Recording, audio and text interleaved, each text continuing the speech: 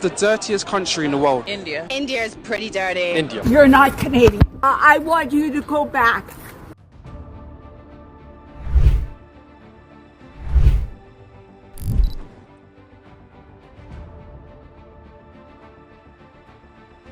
You dropped it.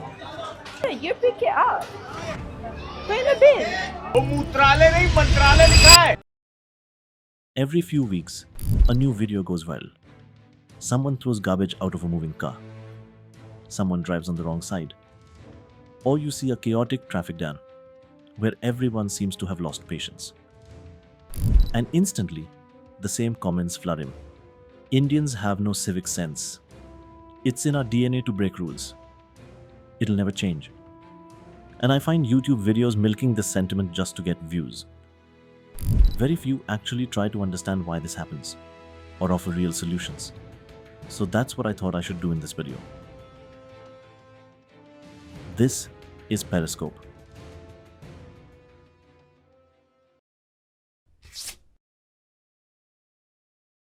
We need to understand what civic sense actually is. It's the invisible agreement that allows millions of strangers to share space without chaos.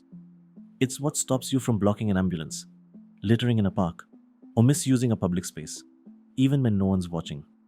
But this invisible agreement is built on trust.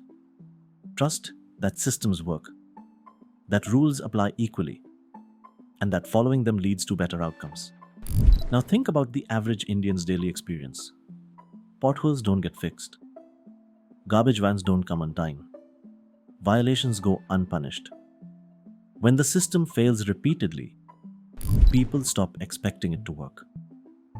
So they adapt. They create shortcuts, personal rules, or workarounds.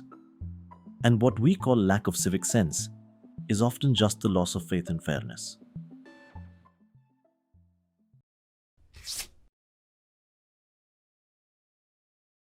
Civic behavior is easiest when your basic needs are met. When you're financially stable, you can afford to wait, to follow rules, to think long term. But when you're juggling rent, school fees, and rising prices, your brain shifts into survival mode. Small acts like cutting a queue or double parking aren't rebellion. They're shortcuts. Not because people don't care, but because life around them feels like a race, not a queue. Psychologists often point to Maslow's hierarchy of needs, a simple idea that human priorities rise in layers. Food and safety come first, then belonging, then responsibility. Until enough people feel secure at the base of that pyramid, large-scale civic order rarely emerges. So expecting civic behavior in an economy where per capita income hovers around $2,500 isn't realistic yet.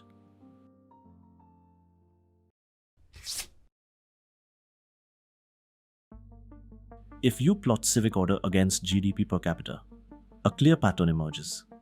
As per the World Bank, countries below roughly $10,000 per person face the same struggles. Informal economies, weak enforcement, and high tolerance for chaos. India isn't unique. It's simply where it is on the development curve. Even China went through this phase. In fact, just a few years ago, similar stories of chaotic behavior among Chinese tourists made global headlines. Every growing society goes through its own phase of disorder before order becomes the norm. Civic sense isn't a moral virtue. It's a developmental milestone. As incomes rise, people have more to lose. Cleaner surroundings mean higher property value. Organized traffic saves time. And predictable systems boost business. That's when civic sense becomes self-reinforcing. People stop following rules out of fear and start doing it out of mutual benefit.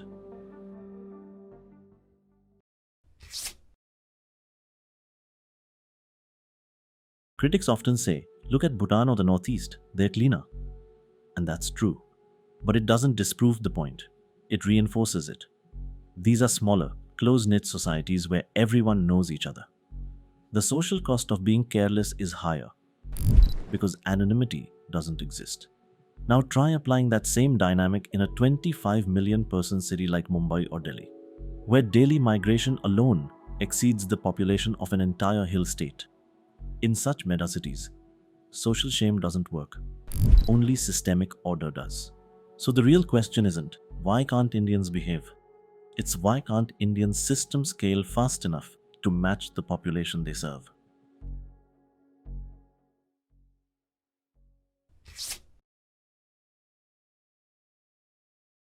Whenever this topic comes up, one country is mentioned immediately: Singapore.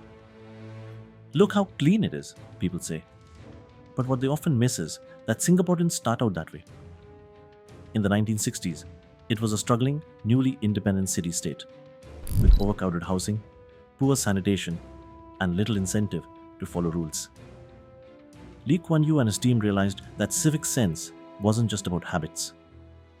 It was about policy, design, and consistency. They didn't wait for citizens to change first. They changed the environment around them. Fines for littering, mandatory cleaning duties in schools, weekly neighborhood inspections, and most importantly, visible accountability. Within 30 years, the system trained not just behavior, but belief. People began to associate cleanliness and discipline with dignity and national pride. India doesn't need to copy that model, but it does need to learn from its principle. Behavior changes only when systems back it up, visibly and fairly.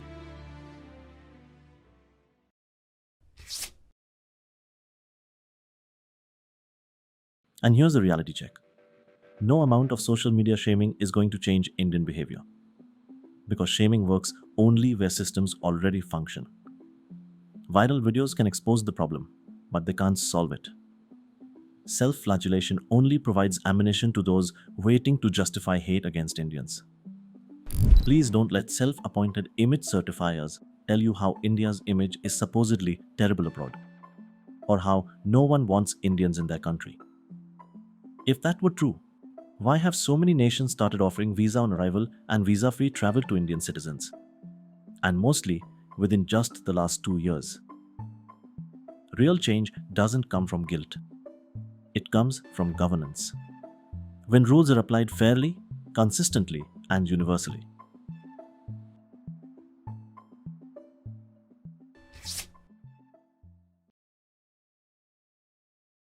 Every society that achieved visible civic order passed through the same turning point. The moment accountability stopped being external and became cultural. In South Korea during the 1980s, community groups began publicly rating neighborhood cleanliness and traffic discipline. In Japan, companies made employees responsible for maintaining public spaces near their offices. In both cases, rules weren't just written, they were shared. India is inching toward that phase too. You can already see it in RWAs that fine members for dumping waste, or citizen groups that fix potholes using crowdfunding. Each small act of ownership replaces a fraction of outrage with participation. And participation, not punishment, is the seed of civic transformation. Economists call it the behavioral threshold. When roughly 40 to 50% of a country's population becomes middle class, social behavior stabilizes rapidly. China saw it in the 2000s. South Korea experienced it in the 1980s. And India is slowly approaching that point today. Rising incomes, digital accountability, urban reforms. All of these are quietly pushing us toward that cultural shift. You can already see it in small behavioral cues. People hesitating before littering in a metro station, rating cab rides for professionalism, recording traffic violators. It's messy and uneven, but it's movement. Civic sense doesn't arrive one morning like a new app update. It evolves. One habit, one feedback loop, one generation at a time. The real transformation will come when discipline becomes aspirational. When people see a clean, organized city not as a rule imposed by the government, but as a reflection of progress and pride. When parents teach order not out of fear of fines, but as a sign of belonging to a modern India. When schools reward community contribution as much as academic marks. It will come when cleaner neighborhoods attract higher property values, when organized traffic means shorter commutes. So the next time someone says, "There's no civic sense in India," remember, it's not a flaw of character, it's a stage of growth. Civic sense isn't born from outrage. It's built on trust, design, and time. If you want to understand how India is changing beneath the surface, subscribe to Periscope, where we decode the forces shaping our society, not with judgment, but with understanding. And tell me in the comments, what's one civic behavior in India that frustrates you the most? And what do you think would actually fix it? Because civic sense isn't just about how we behave. It's about how we believe in our own systems.